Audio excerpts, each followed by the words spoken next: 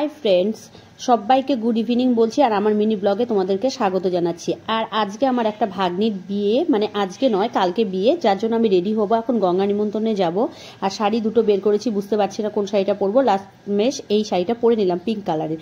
এখন মানে আমি কানের থেকে কানেরটা খুলতে পারছি না, ছিপিটা খুলতে পারছি না, এমনকি মানে কপালে টিপটাও পরতে পারছিলাম না। এতটাই প্রবলেম ফেস করতে হয়েছে এই নেল এক্সটেনশন করিয়ে। আর জীবনে করাবো না, এবারই লাস্ট। যাই হোক, তারপর রেডি হয়ে নিয়েছি। আর এগুলো করতেই আমার এতটাই লেট হয়ে গেছে। আমার যা সবাই বাইরে দাঁড়িয়ে আছে, আমারই রেডি হয়নি।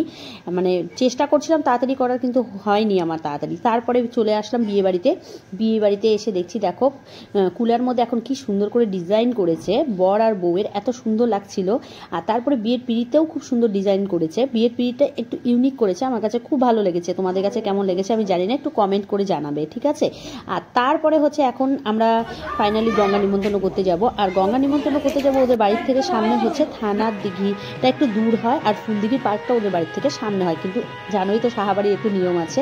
যেহেতু ছেলের বাড়ির থেকে ওই ফুলদিঘি পার্কে গঙ্গা নিমন্ত্রণ করতে এসেছে, ওর জন্য ওরা ওখানে যায়নি, ওরা আরেকটা জায়গায় গিয়েছে যেটা ওদের বাড়ি থেকে একটু দূর হয়। ব্যাস আমরা ওখানে চলে গেলাম।